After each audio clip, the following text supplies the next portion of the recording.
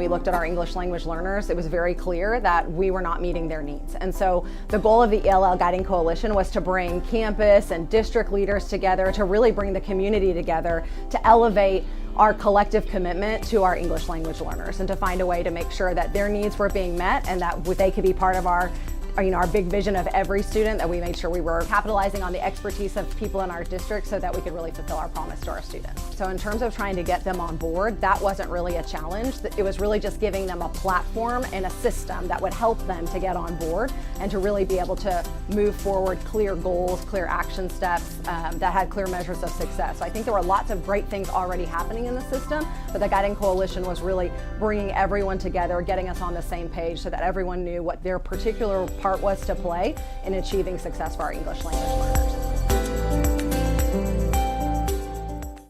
The District Guiding Coalition has really modeled for us what we want to do on a smaller scale for our campus. So I was really blessed to be able to be part of the District Guiding Coalition, and now to be able to say, this is what our district wants to do, and bring it down to Kaiser. How is Kaiser going to do that? And really trying to focus on the 3 goals that we have as a district and put those into play here at Kaiser. Trying to fuel our teachers with, this is best practice. The random selection, the talk and turn to your partner, let's use complete sentences. Those are all best practices that we want all our children to have.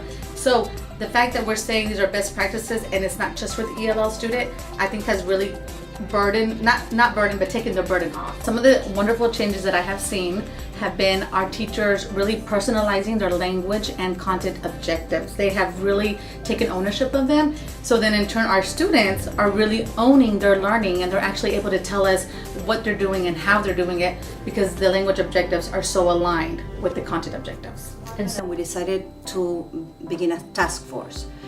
And we selected some teachers that were passionate about teaching and were wondering how to be better as teachers with their ELL students and also to help other teachers. So we started sending a survey to all the teachers, and we asked, okay, how do you feel with your language objectives? How do you feel with using anchor charts in your classroom, and are you being purposeful? We finally got this information, this data, we analyzed it, and we realized that many teachers were using sentence stems or visuals, but not really knowing how to use it correctly for their ELL learners.